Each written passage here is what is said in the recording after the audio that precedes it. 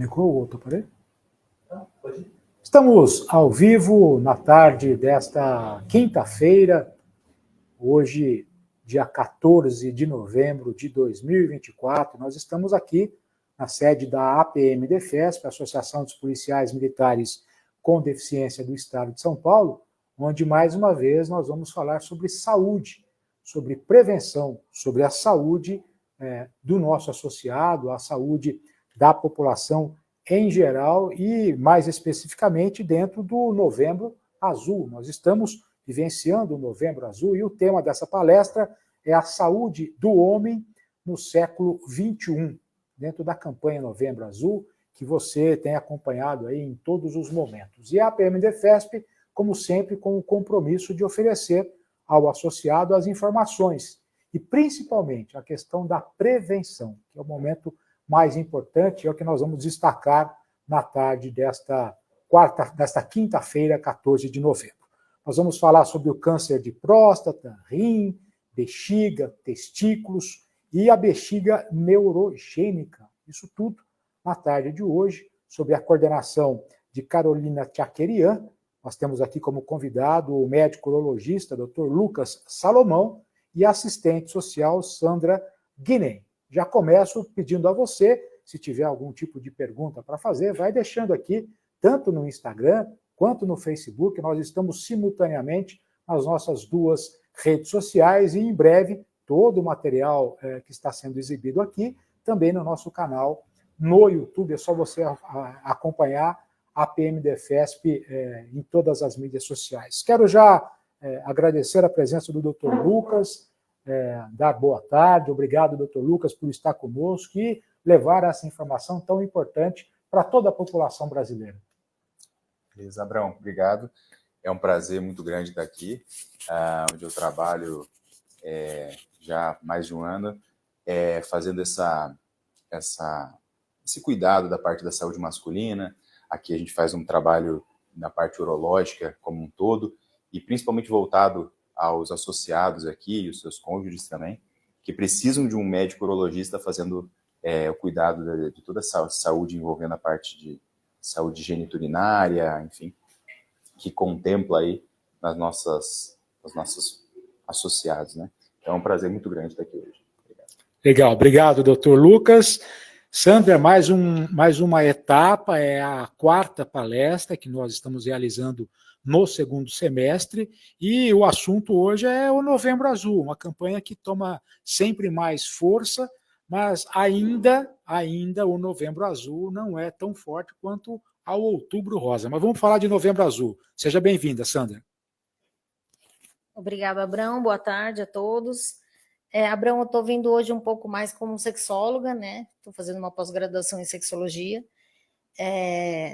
como assistente social também, mas vamos falar um pouquinho, né, doutor Lucas, sobre o cuidado, a prevenção e reabilitação dessas doenças, né, dos pós-cirúrgicos, e a respeito de como evitar, né, todo esse tipo de transtorno na vida da pessoa quando ela tem o cuidado, a prevenção antes de qualquer coisa, para que não chegue nesse ponto, né, das informações de tudo que o doutor Lucas vai falar agora a respeito do Novembro Azul, né, que a prevenção faz com que a gente não precise passar por todas essas etapas, né, doutor Lucas?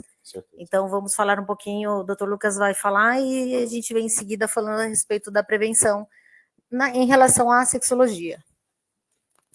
Nós já temos perguntas já de Taubaté, Barretos, Osasco, São Paulo, Araçatuba.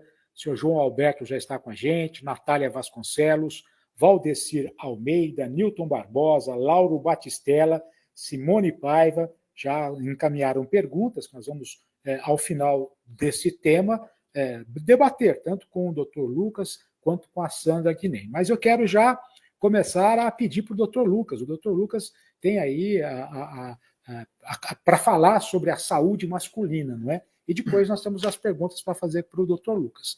Doutor, é com o senhor. Perfeito, Abraão, obrigado. Bom, boa tarde a todos, estamos vendo aqui agora. Esse é um momento que eu vou ser bastante breve para falar sobre alguns pontos que eu separei aqui para vocês, para depois a gente ter mais tempo para discutir sobre algumas dúvidas principalmente porque eu acho que a dúvida do público é realmente o que é o mais importante a gente oferecer agora, né? Então, tentar esclarecer algumas coisas que podem gerar algumas confusões, enfim, alguns conceitos interessantes, e tentar conseguir trabalhar um pouquinho essa parte que não é tão simples assim, né, do Novembro Azul. Eu costumo falar que a saúde masculina é uma condição que não é essencialmente você olhar para a próstata do paciente e falar, vamos fazer o toque retal e avaliar e investigar, né, as doenças prostáticas, principalmente como câncer de próstata. Existe uma grande quantidade de condições clínicas, desde a saúde cardiovascular, daquele paciente que às vezes nunca fez uma avaliação cardiológica, até mesmo doenças metabólicas que são tão frequentes hoje, né, epidemias de obesidade, doenças de sono, né, tão importantes relacionadas com a saúde masculina, né. Só para compreensão da população, a doença prostática, a própria próstata, né, quando ela começa a desenvolver no homem, ela pode apresentar um crescimento benigno, né, e gerar a hiperplasia de próstata, que é comum em praticamente todos os homens que chegam aos 80 anos, ou alguns casos ocorrer uma mutação e, por algum motivo, vir gerar ao tumor de próstata, né? Então, a próstata é uma glândula que produz todo o líquido seminal, né, uma boa parte, na verdade, do líquido seminal, e ela fica ali em contato íntimo com a bexiga e com a uretra prostática, a uretra masculina, né? Com o crescimento dessa próstata ao longo da vida do homem, ele vai tendo alguma dificuldade para urinar. E aí começam os sintomas que às vezes o homem não entende, ele demora para compreender que aquilo são sintomas prostáticos, né? Ele esvazia mal a bexiga, ele começa a acordar muito à noite, às vezes a esposa fala, tá acontecendo alguma coisa, mas ele tem um pouco de resistência para entender. Isso é natural, todos os homens vão ter isso em algum momento da vida, né? Mas a grande questão do Novembro Azul, por que acontece isso? É porque esses são sintomas que às vezes fazem a esposa, o filho, alguém levar aquele homem para consulta. Agora, o câncer de próstata em si, não. Normalmente ele se desenvolve numa região muito periférica da próstata, né? Então, como ele acontece numa região mais periférica da próstata, às vezes esses pacientes não sentem os sintomas, e por isso eles precisam receber essa ajuda ativa, né? Então, muitas vezes vocês já devem ter ouvido falar do toque retal, enfim, para poder identificar. E hoje em dia a gente tem o PSA mesmo, que é um exame ultrassensível que já consegue identificar desde nódulos muito pequenos que possam estar crescendo na próstata, que hoje em dia o câncer de próstata é um segundo câncer mais comum, né, no homem. E só perde para aquele câncer de pele não melanoma, né, que é mais frequente. Então, mas em nível de proporção de doença e de gravidade, é o que mais envolve, né? E aí, a partir do diagnóstico dessa doença, ou seja, de um PSA alterado, de um toque retal alterado, a gente começa a investigar, fazer um estadiamento e conseguir identificar em que nível que está. A gente sabe que hoje em dia o câncer de próstata não é uma doença só, né? Então, assim como todas as doenças que a gente vê, a maioria das doenças elas não são uma doença só. Não existe só um diabetes, não existe só uma obesidade, não existe só um tipo de câncer de próstata. Então, são vários. Aquele que é um câncer inicial, um câncer mais avançado, e a depender do nível, a gente tem um tratamento, uma conduta diferente, né? Pacientes acima dos 45 anos, ou com fatores de risco, 45, 50 anos, vai depender um pouco da literatura médica. Já tem indicação de fazer essa avaliação, né? Então, agora a gente tem dois casos, principalmente os pacientes que têm um histórico familiar de câncer de próstata, né? Pai que já teve, irmão que já teve um câncer de próstata, ou de raça negra, devem procurar um pouco mais cedo, normalmente 5, 10 anos mais cedo, para poder fazer essa avaliação, porque tem uma incidência um pouco alterada nessa população, né? Então, a mensagem principal do câncer de próstata, que eu sempre tento passar, é que é uma doença que é prevenível, se você identifica ela nos estágios iniciais, o tratamento é completamente diferente, muito menos traumático, né? E depois a Sandra vai até comentar em relação a isso, o tratamento, ele envolve uma família, ele envolve um contexto, né? E, obviamente, se você consegue fazer uma intervenção mais precoce, o desfecho é muito mais favorável, muito mais fácil de você conseguir controlar. Então, o próprio PSA, que é um exame que a gente faz para identificar, ele vai conseguir mostrar essas alterações, né? O tratamento do câncer de próstata, e aí eu queria até passar agora a bola para a Sandra, o tratamento do câncer de próstata ele envolve várias condições, né? Desde um tratamento, pode ser por radioterapia, por uma cirurgia, por exemplo, às vezes até uma observação, uma vigilância que a gente fala, né? Que é você observar se essa doença, se ela vai progredir ou não. Mas existe uma condição muito associada à parte urinária e à parte sexual do homem, né? Então, isso é um ponto importantíssimo que, apesar das técnicas robóticas, minimamente invasivas hoje em dia para tratamento, ainda vai ter muito paciente que vai precisar fazer um acompanhamento com uma equipe multidisciplinar, né, por conta de alterações com incontinência urinária, seja ela um pouco mais leve, um pouco mais severa, e até mesmo disfunção erétil, né? E a gente sabe que se esse paciente buscar um atendimento de um profissional que saiba direcionar para uma equipe multidisciplinar, ele vai ter uma resposta muito melhor, né? Inclusive, a Sandra, como sexóloga, sabe disso, o quanto essa intervenção, esse tratamento, essa orientação precoce para esses pacientes é fundamental, né, Sandra? Antes de passar para a Sandra, eu quero agradecer a Angélica Brandão, que está nos acompanhando de Londrina, no Paraná. Quero agradecer a Kátia. A Angélica está no Facebook. O Jair Sateles também no Facebook. O Cabo Sá, não é? E a Kátia Dariva, ela já faz uma pergunta no Instagram, Kátia.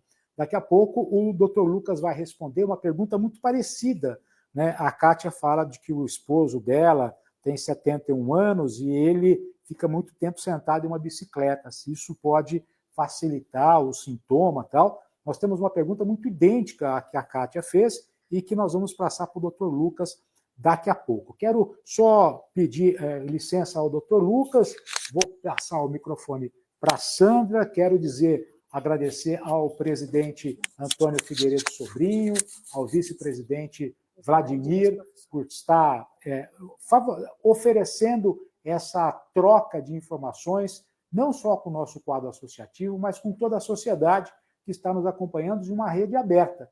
Tudo isso que nós estamos transmitindo hoje ficará nas nossas redes sociais e nós vamos repercutir isso nos próximos dias também. Quero passar, portanto, para a Sandra, que é assistente social e como sexóloga fala hoje sobre a importância na prevenção do câncer de próstata, do câncer do homem, não é? E aí a gente vai, é claro, relembrar, né? O homem cria para si mesmo um grande tabu.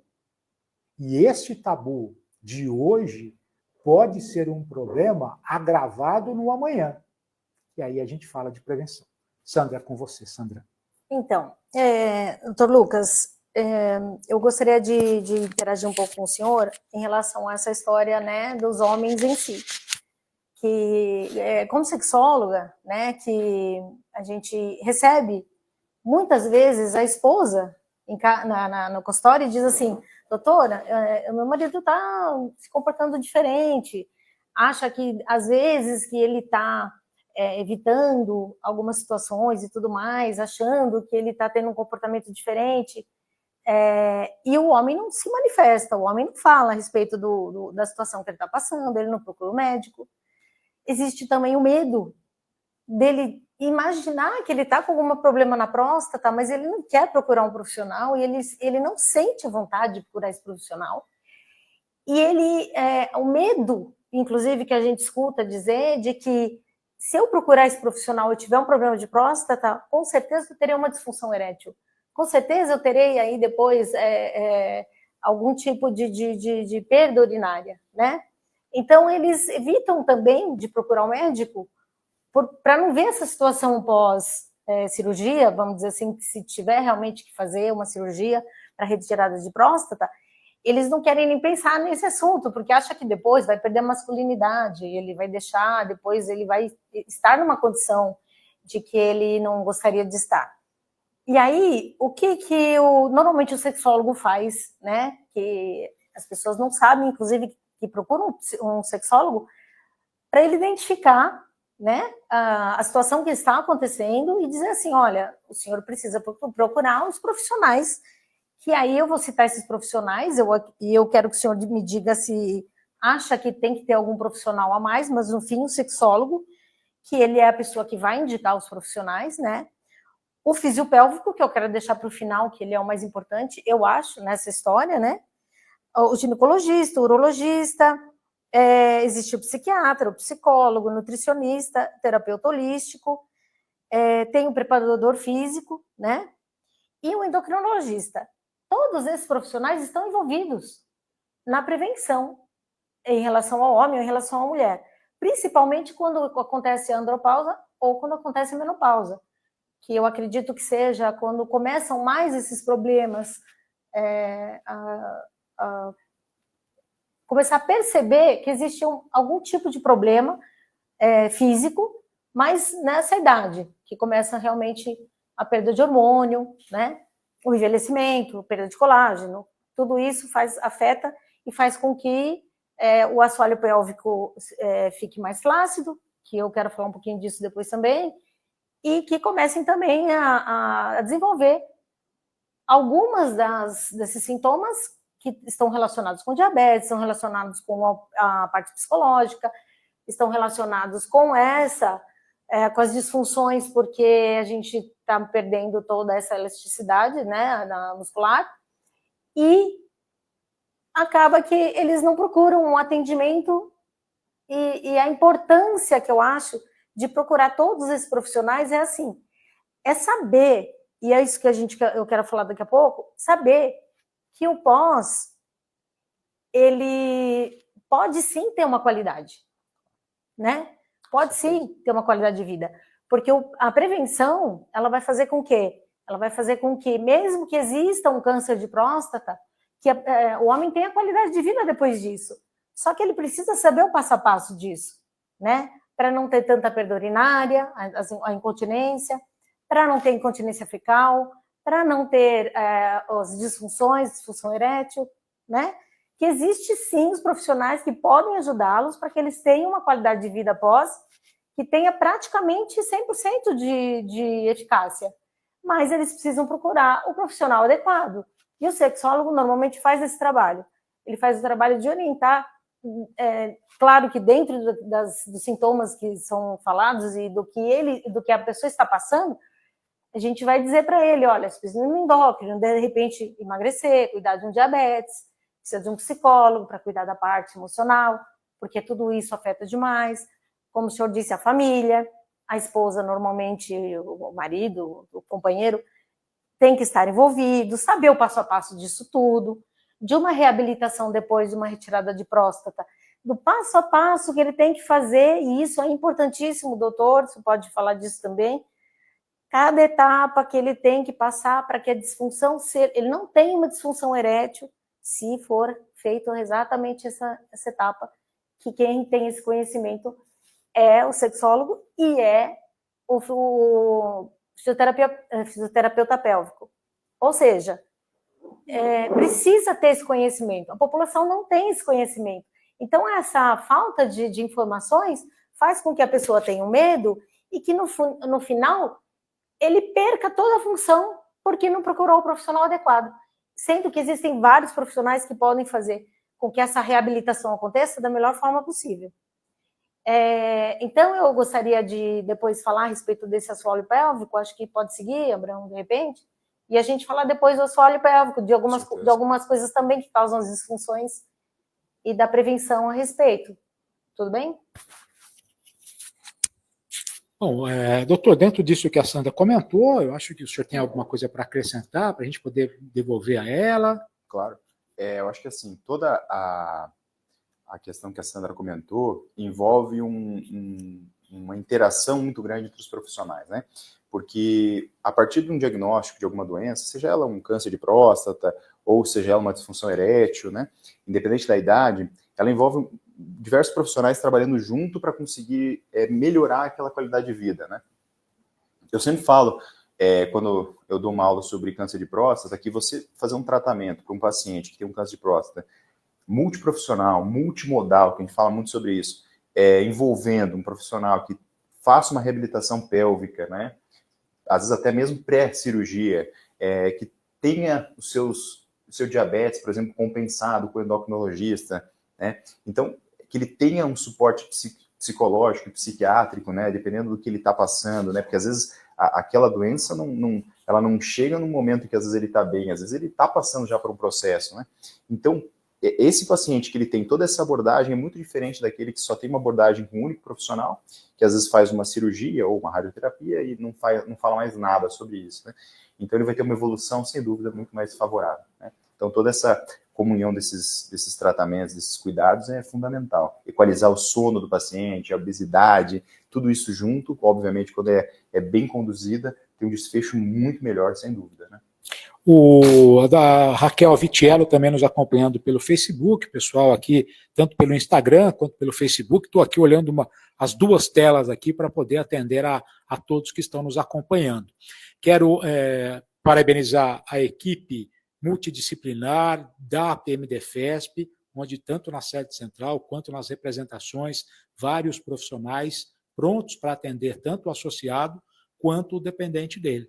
Você pode ter todas essas informações nas redes sociais ou até mesmo pelo telefone, pelo PABX da PMDFESP na sede central, que é DDD 11 2262 9500. Quero aproveitar também e fazer 2 convites. O primeiro convite é sobre o evento com os veteranos, né, da Polícia Militar, que acontece no próximo dia 24 de novembro, um domingo, ali na praça, em frente ao QG, ao quartel da Polícia Militar, aqui na Estação da Luz, né? Vocês todos estão convidados, um dia todo de encontro, de reencontro, é o encontro de veteranos no dia 24, lá em frente ao quartel da Polícia Militar, ao Comando Geral. E no dia 1º de dezembro, se você tem uma moto, você tem uma motocicleta, se você participa de um motoclube, vem para a sede central. Nós teremos aqui um encontro de motociclistas que estão fazendo uma campanha gigante,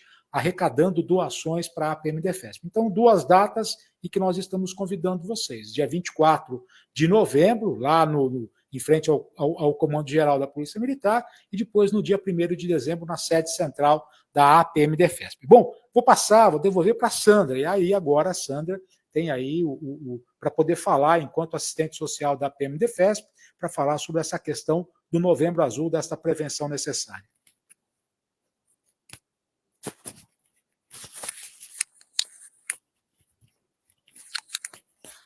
Bom, aí eu gostaria de falar um pouco, então, doutor, antes de responder as perguntas, né?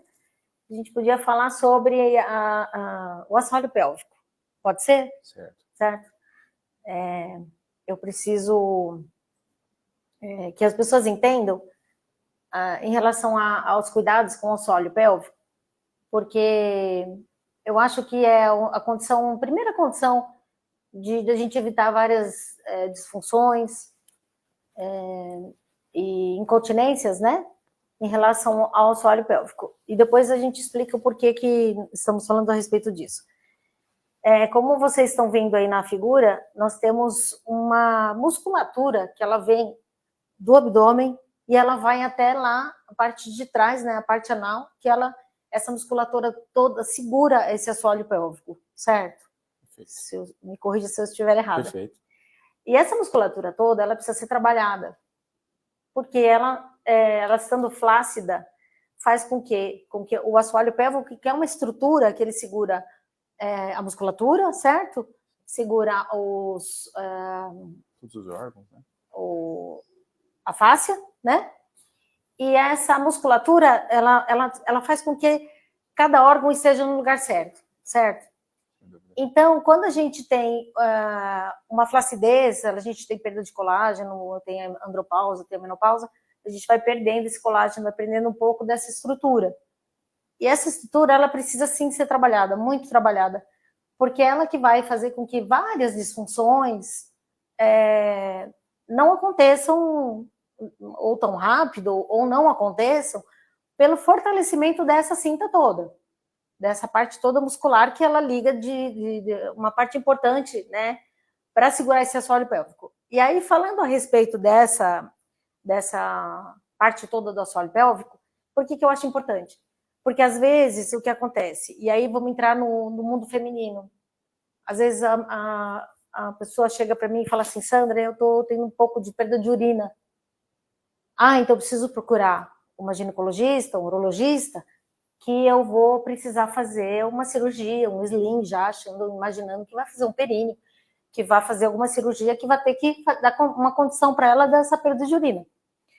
E que nós não somos muito bem orientados, na verdade, e a maioria das mulheres acaba nem conversando isso com o ginecologista, porque acha uma coisa normal. Quando você entra nos 50 anos, por exemplo, mais de 40 e poucos anos, é natural você ouvir uma amiga ou outra falar, tem uma perda de urina. E no natural também, achar que é natural, porque todos temos. Todas nós temos. Então, se eu falo com ela, com a minha amiga, eu sei que ela também tem, então tá normal. Então, às vezes, nem conversa isso com a ginecologista. E não sabe que a fisioterapia pélvica resolve, que ela não precisaria fazer uma cirurgia depois, que com os anos ela não teria essa perda de urina como ela tem, por estar sendo feito o fortalecimento desse assoalho pélvico. Não é, doutor? Com certeza. Se fala muito hoje, né, Sandra? Eu acho interessante isso. Fala muito sobre você fazer uma parte preventiva estética, né? De você fazer um cuidado e tal. E esquece um pouco dessa parte funcional, né? Então, a parte funcional é fundamental, né? Seja para o homem, para a mulher, num contexto de incontinência urinária. Isso é essencial. A gente trabalha isso no consultório. E eu acho que o Novembro Azul é interessante justamente para trazer essas pessoas no consultório e a gente conversar sobre esse assunto que não se conversa num outro momento, né? Então você fala, fiz um botox, fiz um preenchimento labial, mas você não fala às vezes, fiz um fortalecimento do assoalho pélvico, parei de perder urina, que é muito mais interessante do ponto de vista funcional às vezes, né? Sim. Vai dar uma qualidade de vida muito melhor para essa paciente. E isso pode ser facilmente trabalhado. As recomendações da Sociedade Americana e Europeia de Urologia colocam a fisioterapia pélvica, quando bem feita, né, que a gente chama de TMAP ou MAPT, né, que é treinamento dos músculos do assoalho pélvico, como um alto nível de evidência científica, ou seja, uma condição que vai dar um suporte para essa mulher, para esse homem, parar de ter perda urinária, né? Então isso é muito interessante, uma condição que você só vai identificar se você chega no consultório e conversa com alguém que sabe explicar tudo isso e sabe informar. Então, acho que a informação é o que a gente tem que passar aqui hoje, né? O quanto isso pode ser trabalhado, o quanto isso pode ser otimizado com profissionais que falam sobre incontinência urinária, sobre disfunção erétil, que é difícil você falar isso fora do ambiente de consulta, né? Sim. Então, num consultório, com psicólogo, com médico, com fisioterapeuta pélvico, com urologista, você consegue trabalhar muito melhor isso. Acho que isso é fundamental. Então, e a incontinência fecal também, Com certeza. que também está associada, né? E também tem a reabilitação, e também a fisioterapia pélvica também corrige. Então, assim, o que eu acho importante é o que eu estava comentando com o doutor, né? Eu entrei para fazer essa pós-graduação pensando em fazer uma terapia de casal, porque os casais chegavam na minha sala falando a respeito de algumas situações que aconteciam entre o casal, e eu queria ajudar. E aí eu pensei, vou fazer uma pós-graduação. E quando eu comecei a fazer essa pós-graduação, eu mudei totalmente meu pensamento, porque a sexualidade ou sexologia, ela tem várias vertentes, né? E aí eu me preocupei o quê? Em agora tentar trazer informação para as pessoas que estão com mais idade, porque eu sentia na pele isso, né? De ter essa incontinência urinária, de ter uma condição preocupante, de escutar amigas e amigos também dizendo, olha, eu tenho um ressecamento vaginal, olha, eu tenho uma preocupação de ter uma perda de urina ou fecal, que é pior ainda, eu acho que na cabeça. Claro. E a gente sempre associa, nossa, estou com câncer, aconteceu alguma coisa, mudou o intestino, eu tenho uma outra condição e eu estou com câncer.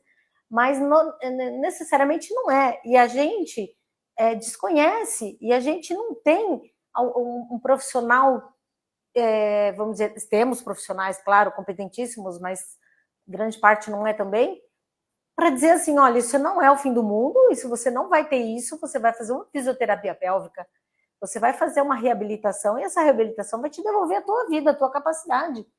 Então você não precisa envelhecer com essa tristeza, ou achando que você tem uma doença, ou achando que é normal. Você tem uma perda fecal ou uma perda de urina. Sendo que exatamente um profissional qualificado, ele pode fazer com que você tenha essa qualidade de vida, que você chegue lá aos 80 anos de idade e não tenha perda nenhuma de nada. Porque você está cuidando, você está prevenindo, você está tratando. Então, por que eu queria conversar isso com o doutor, da gente falar a respeito do assoalho pélvico, da importância, né? Porque, assim, por exemplo, na retirada de próstata, me corrija se eu estiver errada, né? A gente tem lá uma torneirinha que é a próstata, né? Ela é a primeira para segurar a urina, né? Perfeito. Certo? E o esfíncter no membro, certo? No pênis, que ele vai fechar essa torneira. Quando você faz a retirada de próstata, o homem fica perdido, ele fica com aquela sensação de urinar o tempo todo, que seria como se fosse o filtro, né? De barro, que ele tem lá uma boinha, e a boinha é a próstata, né? E a torneira embaixo. E aí é retirada essa boinha. Então, a sensação de estar sempre com a bexiga cheia, porque tirou aquela boinha lá de cima que vai fazer o travamento, ele vai sentir que ele só tem um travamento que é embaixo, que seria na torneirinha, certo? Perfeito. Estou falando exato, certo? Exatamente. Então, ele precisa entender o quê? Que a fisioterapia pélvica é o que vai fazer com que ele não tenha essa perda de urina. Então, se não seguir o passo a passo, e exatamente depois que faz a cirurgia, não tiver um profissional adequado para informá-lo o que ele tem que realmente fazer, qual profissional procurar, e entender que coisas estão relacionadas, por exemplo, obesidade, né, que vai influenciar em relação até a fisioterapia pélvica, e o quão importante é o exercício físico para fortalecer essa parte da musculatura que nós conversamos, né? Sim. Então, nós temos, por exemplo, para as mulheres, a dança do ventre, que é maravilhosa para fazer essa estrutura dessa musculatura se manter preservada. Claro que musculação, mas é assim, citando a dança do ventre, porque ela é maravilhosa em relação a essa mobilidade, essa musculatura toda que vem já desde do abdômen, né? E os homens, que é o exercício, Kegel, né? de Kegel. Então, assim, são exercícios que a gente faz sentado, que a gente faz no ônibus, que a gente faz no carro, que a gente faz no escritório, que a gente faz cozinhando, né? Que é o aperta e solta, que é lógico que o fisioterapeuta pélvico é que vai ensinar, ele sabe quais são as contrações, onde, né? Às vezes estão associados a alguns aparelhos, né? Tratamento, enfim, tem várias situações e cada tratamento tem um aparelho diferente, alguma coisa de ser trabalhada. Mas eu acho que realmente o importante é dizer assim, tem cura, tem tratamento, tem prevenção e tem o se cuidar.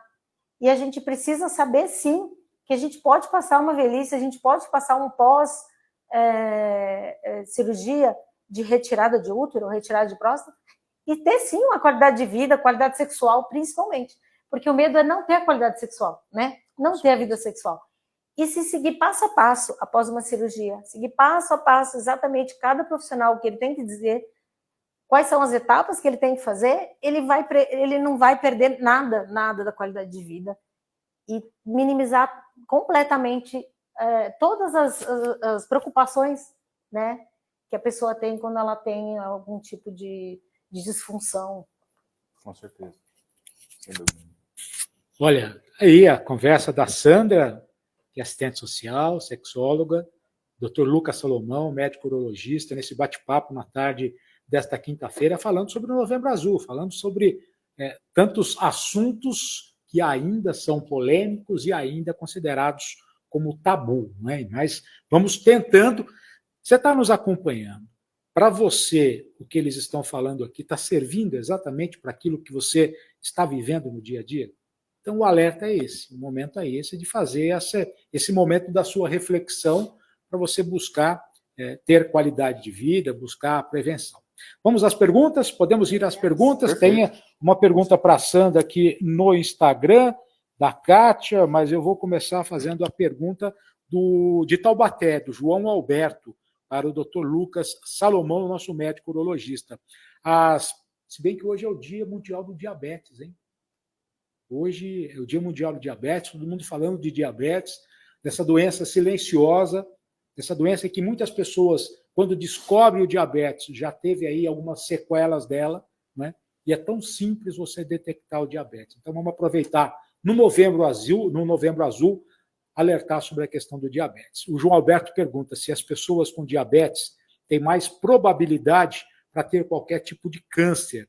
Quais são as principais doenças que podem ter influência para os diversos tipos de câncer? Dr. Lucas. Certo. João, um abraço para você. É o seguinte, primeiro que o diabetes ele é uma doença relacionada com a grande parte das doenças do aparelho urinário, reprodutor masculino, né? Então, o câncer em si, é difícil a gente conseguir tirar uma relação muito forte do diabetes, mas ele tem muito mais relação com outras condições associadas, né?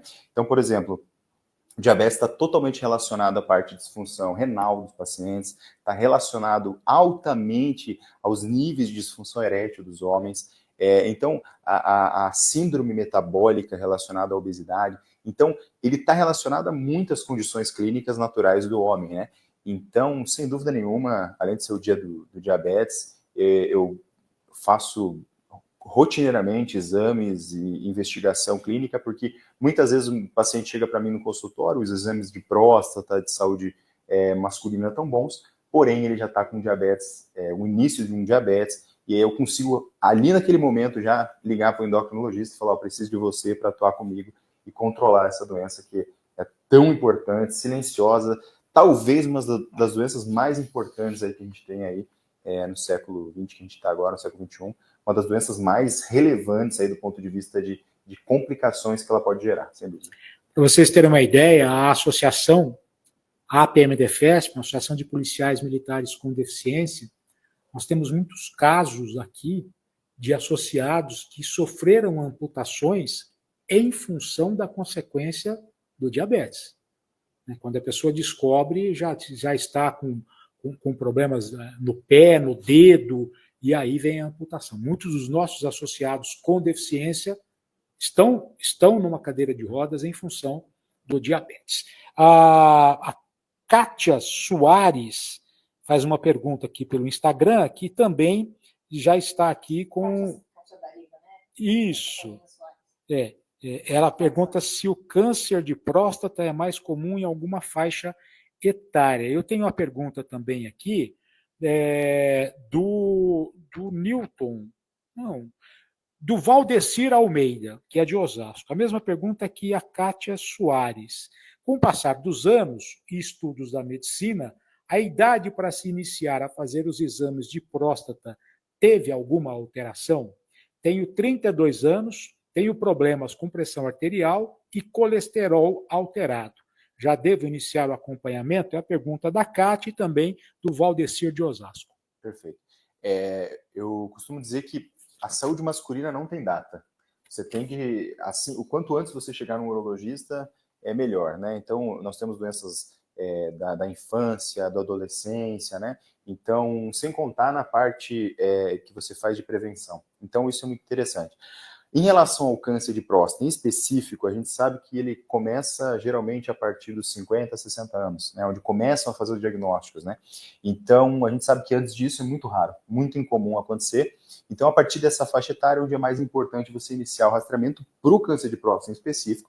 Mas uma coisa que é muito interessante, Abraão, é que muitos pacientes às vezes chegam para mim, não são poucos, são muitos pacientes, chegam com outros tipos de demanda, né? Então, às vezes um câncer de testículo, que é muito comum na adolescência, né? Um câncer de bexiga, renal. Um câncer renal, às vezes, pode pegar um paciente de 20, 30 anos, né? E ele começar só com uma urina um pouco mais escura, que é uma urina com sangue, né? Então, às vezes, é um adolescente, é uma pessoa jovem que não sabe muito bem isso, o quanto isso é importante, né? De você comunicar para alguém que possa ter um conhecimento disso.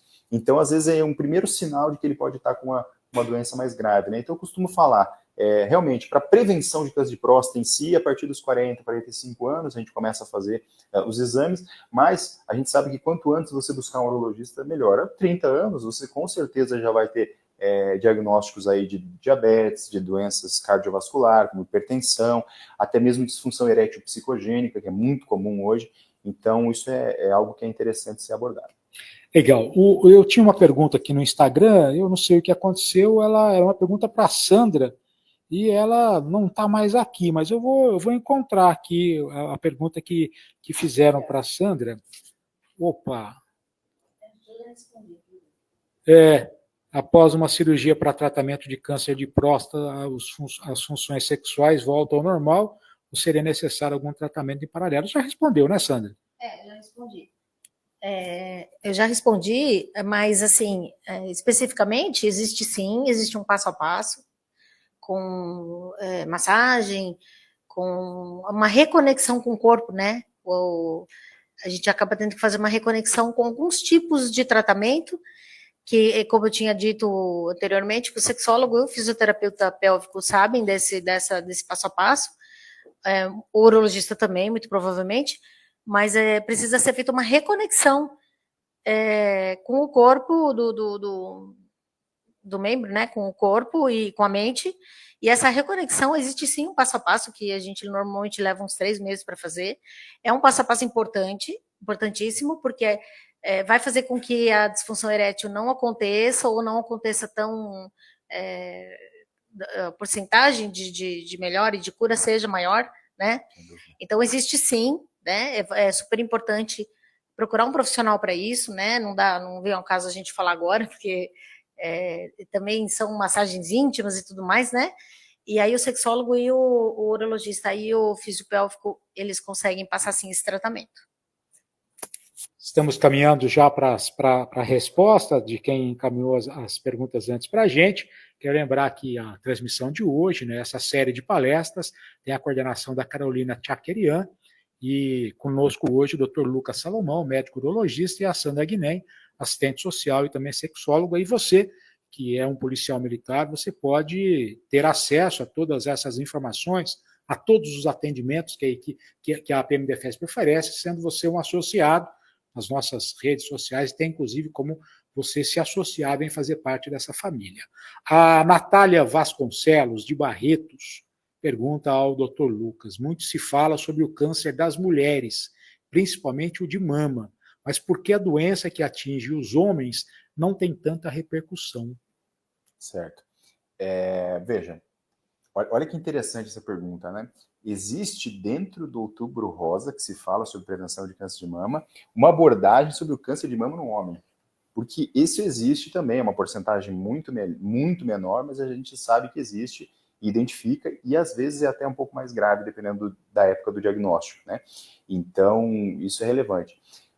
A campanha de conscientização da saúde masculina, né, do Novembro Azul, ela ainda também não tem a mesma força do Outubro Rosa, muito por conta da cultura ainda que nós temos, né, no país. Então, infelizmente, você deixar de tratar, de fazer uma prevenção e buscar um tratamento, né? E eu falo que aqui no nosso país a gente tem 3 pontos fundamentais de cuidado, né? Então, você pode fazer uma prevenção, você pode tratar a doença, né? E você pode tratar a complicação, que é muito mais difícil, né? Então, você correr atrás do prejuízo é muito mais complexo. Quando você faz uma prevenção, é muito mais fácil, né? E a Sandra sabe muito bem disso. Se você tem um paciente, por exemplo, que tem uma doença da próstata e um câncer de próstata, nunca procura ajuda, nunca se informou, às vezes ele já tem até um grau de disfunção erétil, né, associado por conta de uma obesidade, um tabagismo, né, por conta de uma doença do sono, enfim. E aí, quando ele faz o diagnóstico de câncer, ele vai fazer o tratamento, ele já tem uma doença erétil, uma disfunção erétil associada, então, com certeza, o comprometimento dele vai ser muito maior. Esse é um paciente que eu falo, com certeza, que vai precisar de uma assistência, né, de um profissional da fisioterapia pélvica, de um sexólogo, para abordar isso de uma maneira diferente. Então, isso, sem dúvida nenhuma, é fundamental. Quero agradecer também o Ayrton Belmiro Júnior, que está operacionando toda essa questão de a gente estar tanto pelo Instagram quanto pelo Facebook ao vivo, e logo também tudo pelo YouTube também. O Newton Barbosa, que é de São Paulo, antes da pergunta do Newton, eu até vou fazer uma sugestão. O câncer de pâncreas é um câncer muito grave e é um câncer que é difícil de ser detectado, não é, doutor? Esse acho que é um tema para a gente poder falar sobre isso no ano seguinte, em uma das nossas palestras sobre o câncer de pâncreas, não é? Com certeza. O tumor, né, os tumores gastrointestinais, eles são muito focados hoje nos tumores de intestino por conta da colonoscopia, né? Então a gente sabe que se fala muito nisso, a campanha dos coloproctologistas em tratar o câncer de intestino, mas muito pouco se fala, até mesmo pelo tabu em relação à gravidade da doença, né? Então o câncer de pâncreas realmente é um tumor muito mais grave. Normalmente ele também não é um tumor só, né, que nem o câncer de próstata, que nem o câncer de intestino, são várias doenças ali, cada uma com uma repercussão diferente, né, mas ele realmente, os sintomas normalmente, eles já estão, quando ele aparece, já são muito avançados, né, e ainda não se tem um exame tão específico como o PSA, como o toque retal, né, como ressonância de próstata, que a gente consegue identificar, por exemplo, um câncer de próstata no estágio bem inicial.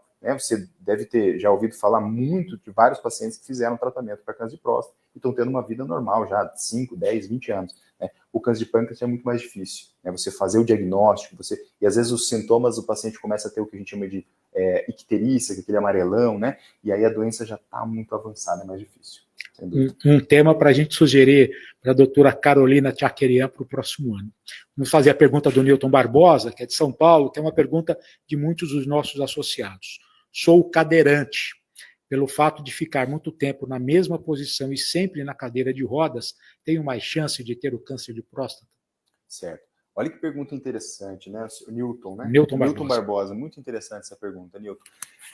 Do ponto de vista prático, você não tem um risco maior, mais elevado de ter um câncer de próstata por conta da sua condição, né? Porém, em relação a você ser cadeirante, isso faz com que você tenha, sim, uma predisposição a outras condições, né? Então, uma delas é a infecção urinária, né? E às vezes você tem que fazer um tratamento um pouco mais cuidadoso em relação a isso. E ele também tem o risco de ter câncer de próstata. Então, não é só... E aí tem um problema muito grande, porque às vezes por conta dessa condição física, ele acaba focando a vida dele numa infecção urinária, que é muito mais rotineira, e esquece dessa parte preventiva, né? Do câncer de próstata. Então, ele não tem um risco aumentado por conta disso, né, pelo fato dele ser cadeirante, mas se ele não fizer o acompanhamento, ele entra na estatística como qualquer outro paciente. Né? Doutor Lucas, seguindo, né, a Kátia Dariva tinha perguntado do marido dela, né, que ciclista, 71 anos, se ele corria mais risco acho que pelo banco da bicicleta, de estar fazendo muito movimento, sentado, e aí acho que vem nessa linha, né, de resposta. Exato. Os ciclistas, motociclistas, né, aqui em São Paulo tem muitos, a gente sabe que isso não aumenta o câncer de próstata, mas esse paciente ele vai ter uma condição, muitas vezes, de um PSA, às vezes aumentado, e isso vai gerar uma aflição, tanto no paciente quanto familiar. Né? Então, isso é uma condição que eu sempre trato no consultório, para poder esclarecer essas dúvidas que eles podem ter. Né? Mandar um abraço para o Cabo Sá, que está nos acompanhando aqui, está em recuperação, logo estará de volta ativa, não é? Falamos em PSA, não é? Então vem a pergunta do Lauro Batistella, de Araçatuba. Fiz exames e tive um susto, pois os medicamentos que eu tomava tiveram interferência nos resultados do PSA. Isso é comum, doutor? É comum. Algumas medicações podem alterar o PSA, sem dúvida nenhuma. Inclusive as medicações, às vezes, para próstata podem fazer isso e esse PSA flutuar. Né? Uma das condições que é mais comum no homem, e aí está uma relação muito interessante, o homem ele tem o aumento da próstata, benigno ao passar do tempo, isso muitas vezes faz ele ter uma maior predisposição a gerar uma prostatite, que é uma infecção na próstata, e às vezes isso faz com que o PSA suba muito. Então, às vezes, eu já recebi, os urologistas sabem disso, é muito comum a gente receber no consultório essa demanda, o paciente com PSA muito alto e apavorado, achando que isso pode ser um tumor, e ele muitas vezes é uma prostatite, né? E às vezes a prostatite está relacionada aí, enfim, alguma outra condição, e muitas vezes o aumento prostático benigno, né?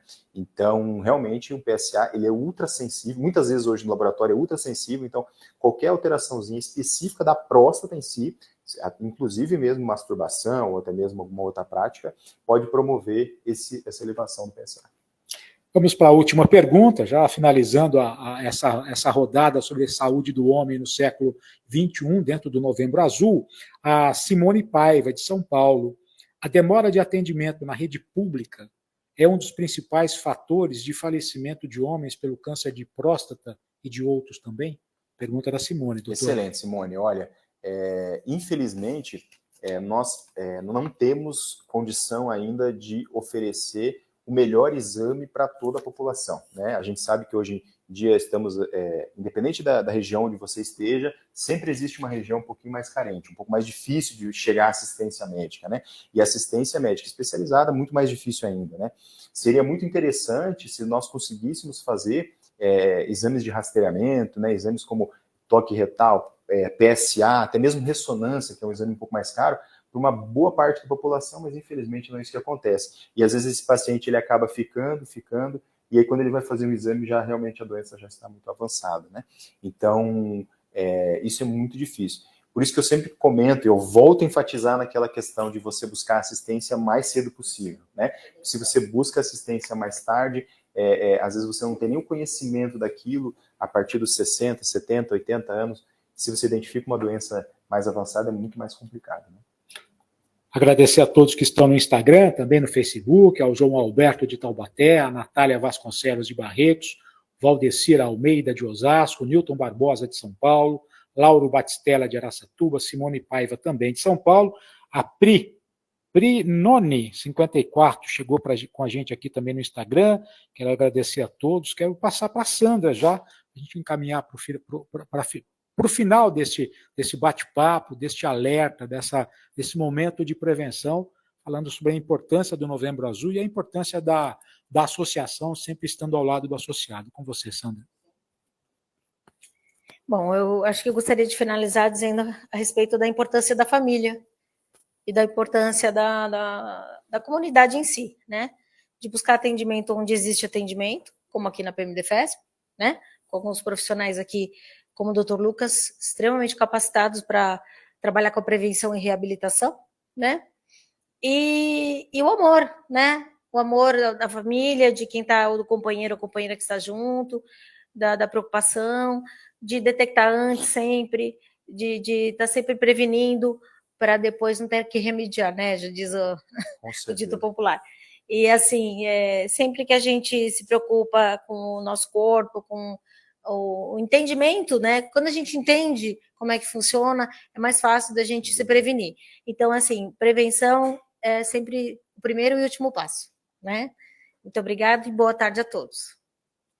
Legal, a Kátia escreve aqui, Sandra, quanto conhecimento e profissionalismo, parabéns à PMDFESP por ter profissionais assim para nos atender e nos orientar em situações, algumas vezes, de estresses.